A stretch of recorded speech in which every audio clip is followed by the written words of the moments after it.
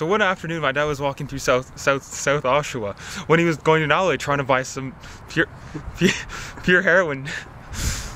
Steph, you're... So anyway, he was walking down, he saw this drug dealer, so he shot him in the head, took his heroin, started walking down. When he heard 4 black guys sneak up behind him, we turned around, they all had machine guns pointed at him. They're like, "Give us all your money!" And my dad was like, "No," and he just walked towards them very slowly and just grabbed their guns.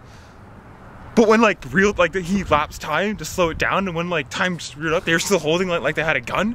And my dad was like, "They're mine now!" He just like unleashed hell with like his fists. Like they were trying to defend themselves, and then like a second later, they were just everywhere, like all over the floor. And then he went on the street and he saw Steph, one of our friends' cars, driving down the street, and he recognized the license plate. Oh, shit. So he's like, they start running after you, and you hit it. You stop the road, and you smash into the back of your car, which sent him flying through the air, and him ended up cutting his knee. So when he got up, he was like bawling his eyes out because he hates getting injured, and when he does, he loses his dad blood, which is like his life force, more than like a normal human.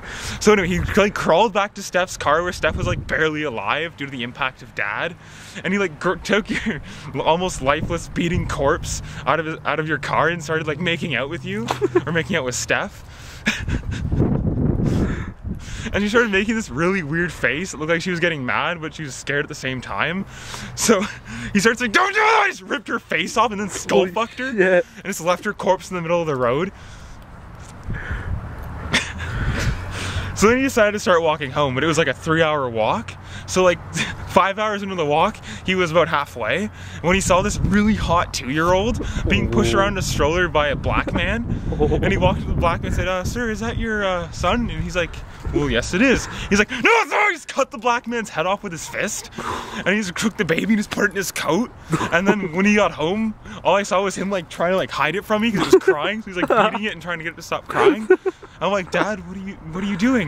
So then he's like, "No!" And he just grabs me and throws me up into my room. And before I can even like get downstairs, all I hear is this weird like squishing noise and an explosion. And I go downstairs and there's cum everywhere. And like there's this little piece of what used to be a baby on the floor, just like a ball. He told me to go back upstairs, so I did. I just locked my door, the reinforced titanium one. And like 6 hours later, he called me downstairs for supper. And it was spaghetti with meatball. And there's this one meatball about the size of the baby cooked on top of my pile of spaghetti. And all I remember is blacking out, then waking up with little pieces of baby in my teeth.